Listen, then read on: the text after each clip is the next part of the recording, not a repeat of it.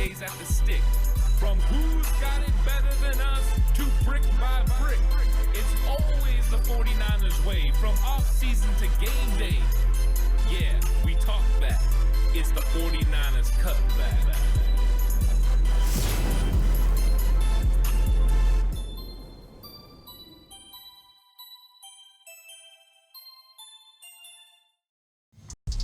It's 49ers Cutback podcast time. Welcome to the show, everyone.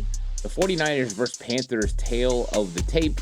Of course, this is the episode where we go through the numbers and we get the comparisons of what these two teams are doing right now through 11 weeks of the season.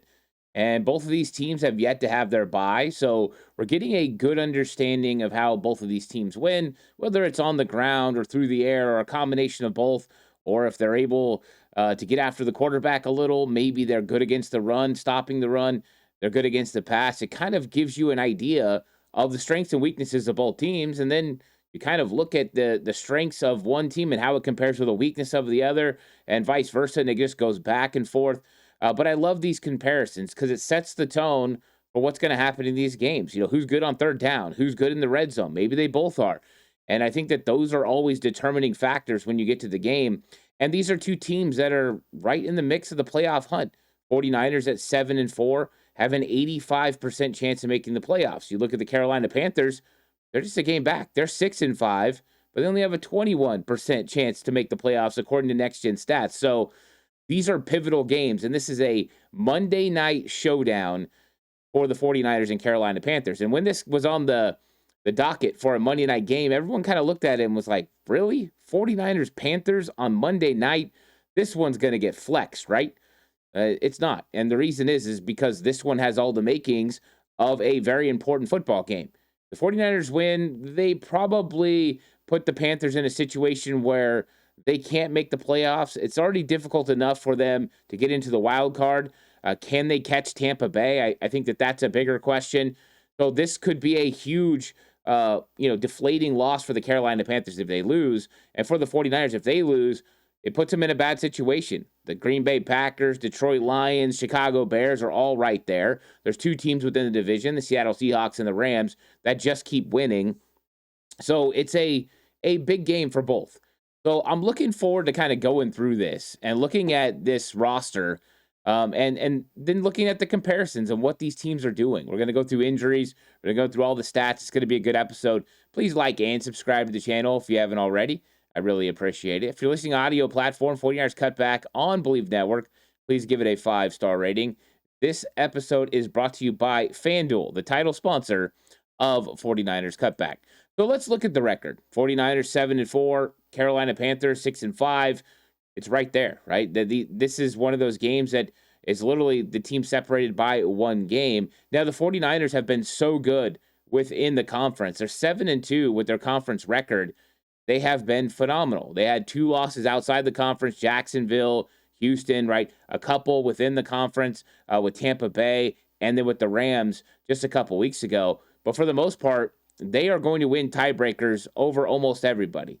That's why it's so important for Carolina to get this win. They're going to be highly motivated coming off a big win last week, a win that maybe they shouldn't have had. So right now they're in a situation where they're competing, they're clawing, they're fighting. They're a young team, and they're going to try to knock off the 49ers in Santa Clara on Monday night. It's hard to beat Brock Purdy on primetime, but that's exactly what Bryce Young is going to try to do. Now let's look at the points per game. 49ers are trending in a positive direction. Of course, last week, a 41-point output, but 23.7. This thing has been climbing consistently every single week, and you've got to think it's going to keep trending that direction. The 49ers need to score points.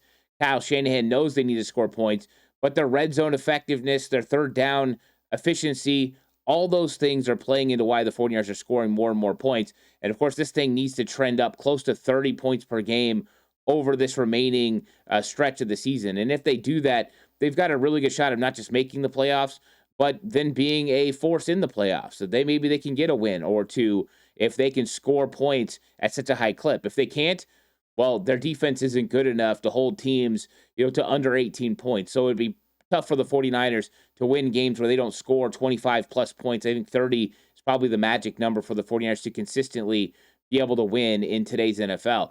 You look at Carolina, they have had more of struggles scoring the football. 18.8 points per game. That's not very good. This is a team that needs to be scoring well over 20 points. They're not good enough defensively. So Carolina having a winning record, it goes a long ways to show that sometimes they're really hot and sometimes they're not. And you got to catch them kind of in those not so good times and then shut them down. But they've also had moments where they've been pretty good on offense. Last week, Bryce Young broke the franchise record in total yards, over 450 yards through the air. It was an impressive game. Let's look at the injuries, because injuries always matter, especially in these matchups. And the 49ers have a few. But right now, it looks a lot cleaner when you look at their injury report. Of course, last week going in, the only one listed as questionable was De'Amara Lenore. He ended up playing in the game. He ended up playing well with the interception. But we know that injuries happened during that game, and all three are listed right here. Linebacker Tatum Bethune, he has the high ankle sprain. He's going to be out this week. He's probably going to be out for a couple more weeks. I think the first time that there's a potential he comes back is after the bye. So it's going to be Curtis Robinson that plays the Mike linebacker in place of Tatum Bethune. I think Curtis Robinson will do a pretty good job. He's not as good as Bethune when it comes to stopping the run, but I do believe he's a little bit better when it comes to playing in pass coverage. So you're going to get the pickup there. Now, when it comes to Carolina, you need to be able to stop the run, and you need to be able to stop the run well, because they do a good job of getting it done on the ground. Of course, kicker Eddie Pinheiro, this is a big one. They did work out several kickers yesterday, including Andres Carlson. They worked out John Parker Romo, a couple of the names that I saw. Yet to sign someone. I expect someone to get signed today before practice, probably to the practice squad. But as of right now, at time of recording, no move for the 49ers yet. Eddie Pinheiro, though, will be out with a strained hamstring. We'll see how long this thing lingers, 1-2 weeks. You would think that he probably could come back after the bye, so this won't be a long-term thing for Eddie Pinheiro, and he's been so good so far for the 49ers. And then Robert Beal Jr. is in concussion protocol. Because you have the extra day of Monday Night Football, there is a chance Robert Beal could be ready to go. I think that there's also a chance that the 49ers go with Cleveland Farrell instead to help generate a little bit of pass rush, but we'll see what happens. 49ers, are going to probably have a potential of getting Robert Beal back if they want to be able to play him. But with concussions, you just never know. They've got a clear protocol, and there are certain things benchmarks that they have to reach and meet. You don't know if that thing's going to last, a week, 2 weeks. In some cases, guys go on IR. So no real way to know what the implications are for Robert Beal Jr. until later. And then you look at the Carolina Panthers. Linebacker Trevin Wallace, their linebacker on the inside, has been playing so good, but he was out last week with a shoulder injury. Going to kind of keep an eye on seeing if Trevin Wallace is going to be able to go. That's going to be a big-time injury for the Panthers if he's not able to get out there and help against Christian McCaffrey. McCaffrey, a real matchup problem for everyone. Without Trevin Wallace, even more of a problem for the Carolina Panthers. Wide receiver Xavier Legette, he's dealing with a hip injury. Now, he did say that he expects to play in this game. So if you're listening to Xavier Legette, you think that he's going to be out there and play. I think he's going to be out there to play as well. They'll have Tetero McMillan, Xavier Legette. They'll be, full weaponed up for this matchup. Free safety Lathan Ransom, he missed last week as well. There's a chance he could be out for this game as well. He's a backup safety, but somebody that they like to use, especially on special teams. So that's something to watch. And then on the IR is offensive guard Robert Hunt. I just wanted to bring him up because he's a key injury. Names that, people would know. And so he's going to be out as well for the Carolina Panthers. So the injuries aren't as extensive as last week versus the Cardinals. Cardinals had a ton of injuries. 49ers starting to get healthy with the players that they have. Of course, they've lost Fred Warner, Nick Bosa, Yetur Gross-Matos, all kinds of guys, but starting to get a little bit more healthy on the offensive side of the ball for the 49ers. No practice window for Brandon Ayuk, no practice window for Jacob Cowing. Those look like they're coming later in the season, if they come at all. In the case of Brandon Ayuk, we'll see. But right now, this is kind of how the injuries look. But let's look at the offense. 49ers averaging 349 yards per game. It's been an impressive offense. Like I said, you want to get to 400. That's your magic number for a perfect offensive performance, 150 yards on the ground, 250 yards through the air. That is complete balance. That's domination on the ground. Usually that means if you're getting 150 yards on the ground, you're probably getting around 30 to 35 touches, 35 carries. That's usually a number that is a winning number for any football team, let alone the 49ers. But 349 is not bad. So 49ers have been able to move the ball, move the sticks, get third down conversions pretty well. And now they're punching the ball into the end zone, which is probably one of the key stats. Can't wait to talk about that in just a little bit. Offensive yards per game for the Carolina Panthers, 314. They're in the good category. They're not in the great category. The 49ers more in the great with 350 plus, right on the fringe of great. You look at the Carolina Panthers, they're in the good category. You want to be over 300 yards. Like I said, you'd like to get it closer to 400. That means you're maintaining the time of possession. You're maintaining the football. You're converting on third down. But right now, the Carolina Panthers are in, a good enough offense to be able to do some things on the ground and through the air. And on the ground is really where Carolina makes things happen. Rico Dowdle has been huge for this Carolina Panthers offense. They had an injury, and Dowdle stepped in and got even more carries once Chuba Hubbard went down. And since then, he has just been really, really good for this football team. Carolina goes as far as their run game.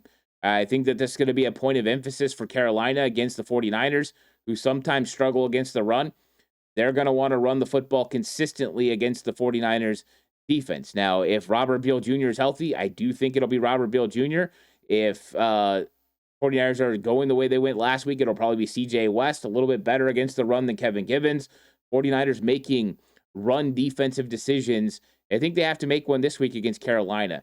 They've got to put this game solely on Bryce Young's right shoulder and make him go out and beat him. And Bryce Young has proven he can make some things happen. He's got the weapons as well. Tedero McMillan was a huge draft pick for them. He's been phenomenal. And then you've got, Xavier Legette, who's got a lot of explosiveness and size, that he's got the ability to do some things too. So the run game is going to be very important for the 49ers to slow down this week. And for Carolina, if they can lean on it, that's where they're going to have a chance to win. They can take the pressure off Bryce Young with Rico Dowdle and Chuba Hubbard chewing up yards and getting some things done on the ground. For the 49ers, 95 yards per game on the ground, not where they want to be, right? We've seen them close to 140 in past years. Last year, even with the injury to Christian McCaffrey, it was in the 120s for most of the season.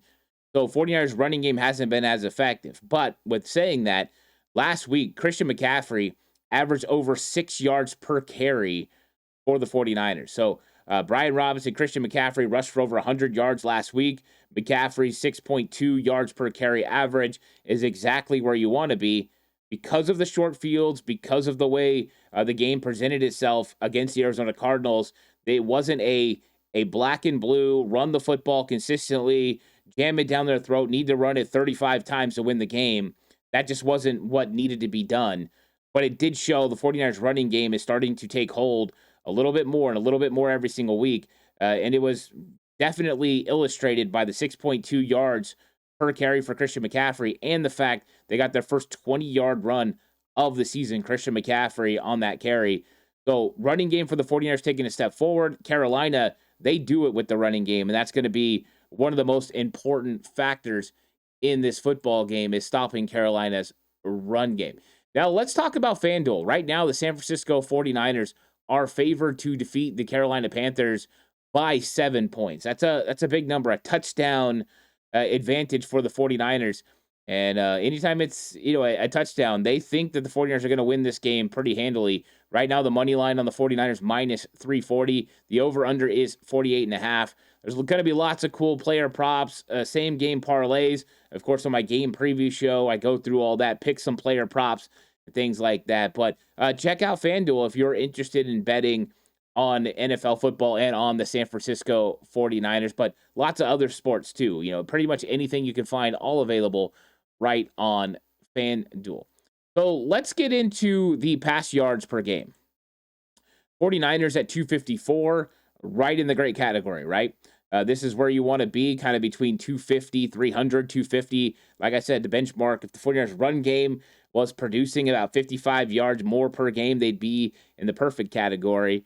So they've been able to get it done through the air, whether it's Brock Purdy or Mac Jones. And Mac Jones had some really great games where he had over 300 yards through the air, and they really could rely on him. And last week, they didn't need to ask a lot of Brock Purdy, only 200 yards through the air, but it was 200 effective yards, 3 touchdowns coming from Brock Purdy. And the 254 yards per game, it's very good. That means you're an effective passing offense, and that puts a lot of pressure on a defense. And as you can see, Carolina hasn't been as effective. Now, they're definitely more effective with when Bryce Young is on point. When they get that run game going and kind of establish that, and you have to take some chances to stop that running game, then it opens some things up. It also relies heavily on Xavier Legette consistently catching the football. He does have some drops.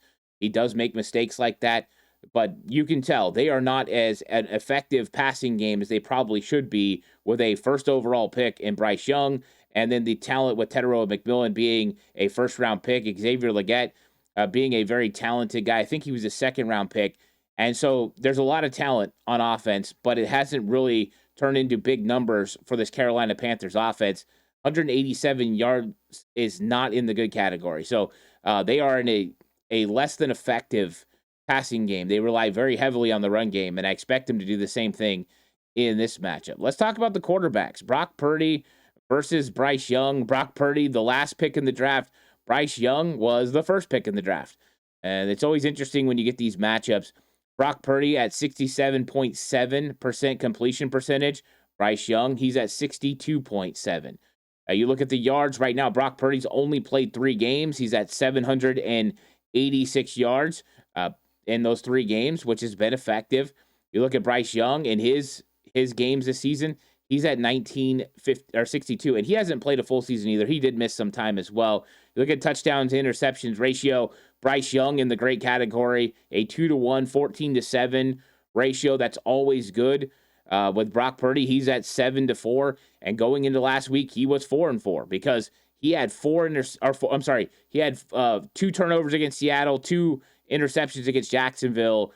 He had struggled in his 2 games, but now he's starting to get a little bit going. He's got to take care of the football in this one as well against the Panthers, but you're starting to get closer to that 2-to-1 ratio, which every quarterback wants to hit. And Bryce Young is there, and Brock Purdy not quite there. You look at the sacks. Brock Purdy's played 3 games. He's been sacked 3 times. So an average of 1 sack per game in going against a really good Seattle defense, going against a really good Jacksonville defense, and then last week, going against a team in the Cardinals that got 1 sack from the outside. He's done a pretty good job of staying upright, and a lot of that's him getting rid of the football, him being able to use his legs to extend plays. For Bryce Young, he's been sacked 19 times. That's actually more times than Mac Jones has been sacked this year, and Bryce Young is a lot more mobile than Mac Jones. So there is an opportunity for the 49ers to get home, even though the 49ers don't exactly bolster a really good pass rush right now. You look at the quarterback rating, Brock Purdy at 98.3 and Bryce Young at 86. So quarterbacks matching up, you got to give the tip of the cap to Brock Purdy in some categories, but when it comes to touchdown interception ratio, you got to give it to Bryce Young. He's been doing a really good job this season taking care of the ball, and he has to if they're going to be consistently good. Now you look at third down conversion rate, 49ers 46%. They are top 5 in the NFL when it comes to converting on third down. This is one of the key factors to winning football games is staying on the field, using the time of possession, but just, matriculating. That is one of the ways the 49ers are going to take some of the pressure off the defense. Now, last week was a little interesting. You can't expect those types of games where you're getting short fields all the time. But 49ers, when they can stay on the field and they can use the clock and they can convert on third down, that's when they really get into that 35 rush per game area, and that makes it very difficult when they stay ahead of the 6. They convert on 3rd and short. And the 49ers have been so good on third down this year. This is going to be one of the key factors in this game. 49ers can be really good on third down. They're going to make it tough on the Carolina Panthers, and the Carolina Panthers hopes to keep it on the ground as well. And part of the reason is you look at the Panthers, they only convert third downs at 37%. So it is not terrible. It's just not quite league average, right? You want to be around 40%. 45% and better, you're in the great category. 50%, you're elite. And you see Carolina is just not as effective on third down. This is one of the areas the 49ers must exploit as a defense. And the 49ers defense has been getting a little worse, right? It was elite when they had Nick Bosa. It remained elite when they had Fred Warner. Once both of those guys dropped out, it is kind of falling off a cliff. An extra 7% of the time they allow conversions on third down, and so they're at 40.8, which I put in the average category. You look at the Carolina Panthers; they're inching closer to the bad category. Not quite there. 45% and worse is in the bad category, so they're still in a serviceable area. But this is an opportunity for the 49ers on defense to get off the field and for the 49ers offense to convert consistently against the Carolina Panthers. And third downs are going to be extremely pivotal in this matchup. That is for sure. Let's take a look at the red zone offense. 49ers now, one of the best red zone offenses in the entire league, trending in the right direction at 62%. And remember, in 2023, the 49ers were the number one red zone offense in the NFL at 68%. They're getting close at this point. It seems like every single week they're either perfect or nearly perfect inside the red zone. And that's where that scoring and the numbers keep going up because of their effectiveness in the red zone. They were in the red zone 5 times last week. They scored 4 touchdowns on those 5 tries. And the other one, they had a shot, but they got pressure too quickly, and Brock Purdy couldn't find Ricky Pearsall. So they have been highly effective on opportunities inside the red zone, and that is huge for the 49ers. That's how you win football games. And it's not like Carolina's bad either. When they get in the red zone, they are a very effective team as well. 54% of the time they score touchdowns. This is going to be one of those keys in the game. We talk about third downs. We're going to talk about red zone effectiveness for both offenses inside the red zone. The team that scores more touchdowns on the red zone opportunities is probably going to win this game. That's usually how it goes. You don't want to play a touchdown to field goal game. That's how you lose football games. So let's look at the defense. The Carolina Panthers defense inside the red zone is better than the 49ers. We've seen the 49ers defense be as good as number 8 in the red zone this year. Now they're at number 16. Over the last 2 weeks, they've kind of fallen off. Now, I will say this. The Rams got it done against the 49ers in a high level. Last week against the Cardinals, the 49ers gave up 1 touchdown with their backups in. The other one, kind of a garbage time touchdown. That did inflate this number a little bit. But the 49ers red zone defense hasn't been as good over the last few weeks as it was early in the season, especially against a team like the Falcons, where they really stymied them, made them 1 of 5. So this is something the 49ers got to continue to work on, is red zone defense. They've got to be extremely effective. They need to get this number closer where the Panthers are. So this is going to be one of those strength-on-strength matchups for the 49ers. 49ers red zone offense against the Carolina Panthers red zone defense. Who can come out on the other side? And for the 49ers red zone defense, they've got to hang on. They can't give up a lot of touchdowns. Last week, the Cardinals went 3 of 5. Can't allow that to happen. Now, defensively, both these teams give up just over 22 points per game. 49ers at 22.8, Carolina at 22.6. This is kind of in the range that we were expecting the 49ers to be without Nick Bosa, right? They were giving up 16.9 points per game when you had Nick Bosa and Fred Warner. When Bosa went down, that went up about a field goal per game. The 49ers were giving up 19 points per game. And then when Fred Warner went down, we said, hey, this number's probably going to go 3. It could go as much as 5. 49ers have held on to only allowing an extra 3 points per game. And that's even with, getting shellacked a little bit down the stretch by the Los Angeles Rams. And the Rams kind of pulling away in that game. It inflates these numbers. And still, 49ers are kind of sitting in that range. And as they score more points, it's going to give the defense a little bit more of a leeway, a little bit more of a cushion. So 49ers are still doing it here. And Carolina's defense is being good enough to win as well. Their problem is they only score 18 points per game.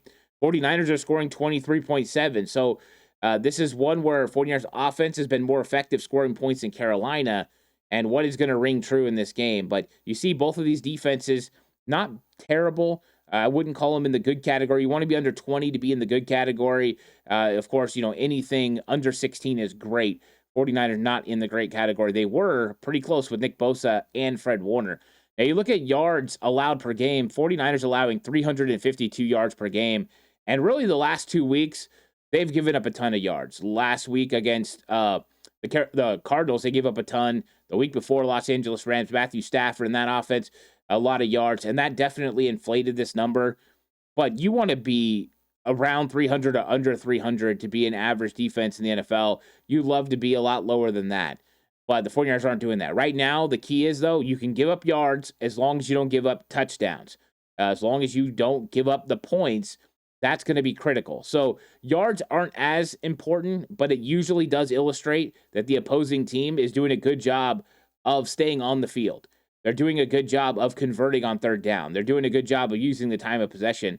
The 49ers need to be careful that they don't, bend and don't break too much. But right now it's working for this football team. But this is definitely a concerning number overall. You look at the Carolina Panthers, 325, a lot better category. I know it's only, 27 yards, but that is significant. That's almost 3 first downs difference. That's maybe an extra field goal or a couple extra time, downs. And when it comes to possession, time off the clock, that's why those things really do matter for both of these teams. You look at the pass yards allowed per game, 49ers allowing almost 250 yards per game through the air. This is getting to the critical point where they're just not being able to stop people. And it's not just the secondary. A lot of it is because they don't generate pass rush like they were early on in the season. Like I said, Matthew Stafford and Jacoby Brissett definitely inflated this number. I think last week is inflated even more because the Cardinals were playing from behind, so it was pretty much just throw, throw, throw. It kind of eliminated the run game because of the circumstance. But I will say this, I think this number's a little bit inflated, but it's funny because the first 5 weeks of the season, the 49ers were giving up about 165 to 170 yards through the air per game. That is the difference between having a pass rush, having Fred Warner and Nick Bosa, and the implications of what that means, how this number's jumped up, 75 plus yards. That's kind of where you sit at. This is where you want to be if you're a pretty average defense is 212. Carolina in that category. The 49ers would much rather be there, but they are giving up a lot of yards through the air. And I know the last 2 weeks have been significant. They've got to slow down Carolina in the passing game, take away the run game, put the emphasis on Bryce Young, make him convert on some of these plays. Can they do it? That's what's going to be interesting. You look at the rush yards allowed per game, 49ers allowing 103. And so this number's kind of went up and down between about 100 and 112 over the last five or 6 weeks. That's about what they give up. They've been more effective with Alfred Collins inside the lineup. Last week, extremely effective against the Cardinals. We know that I thought that they were going to hold them under 75. They held them under 50. In fact, they held them under 40 with 36 yards. Now, some of that, like I said, they had to abandon the run because the 49ers were up big.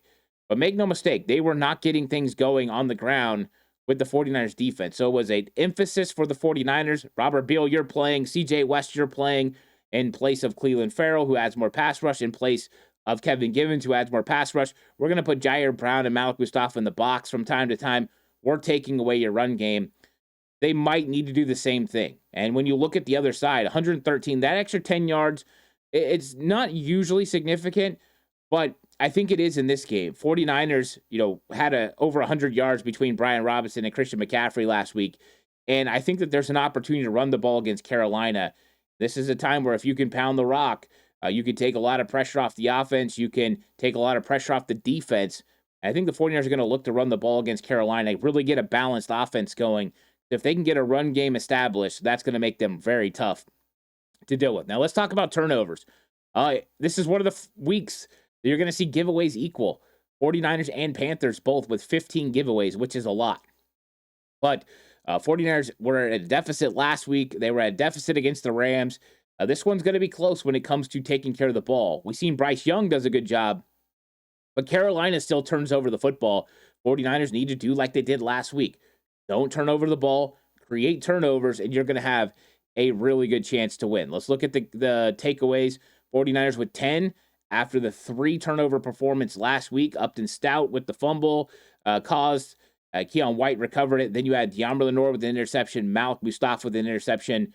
They need to continue this trend. They need to get 2 or more turnovers per game to take the pressure and alleviate some of those big-time plays from the defense as far as stops on third down. Sudden changes are huge, not just for the defense, but also for the 49ers offense in short fields. You're going to score a lot more points if you can get Brock Purdy the ball in plus territory. So that's going to be huge. And you see Carolina does a pretty good job getting their hands on the ball, not up there with the really good defenses. Both of these teams need to get better, but they're a little bit better than the 49ers. Now let's look at the turnover differential. 49ers at -5, but trending in the right direction, right? You do not want to be in the negative category, in the minus category, but you went from -8 to -5. That's a huge move, and that's what I'm saying. Get turnovers, don't turn it over. That's how you're going to be an effective defense down the stretch. And you look at the Carolina Panthers, and they're at -4. So both these teams don't do a great job taking care of the football. They don't do a great job getting takeaways either. The team that ends up winning this particular battle is probably going to have a very good shot of winning this game, that's for sure. So this is the tail of the tape. These are how these two teams line up. I think you see kind of where it matches up. 49ers need to be very effective in the red zone. They need to be very effective on third down. Third down, offensively and defensively, they have an advantage. 49ers should have an advantage being able to run the ball against Carolina. And Carolina should put an emphasis on running the ball against the 49ers. So this is going to be a key game. You see the strengths, the weaknesses, and how they match up. Now we can talk about a lot of the player matchups as well this week. So it's going to be a fun one.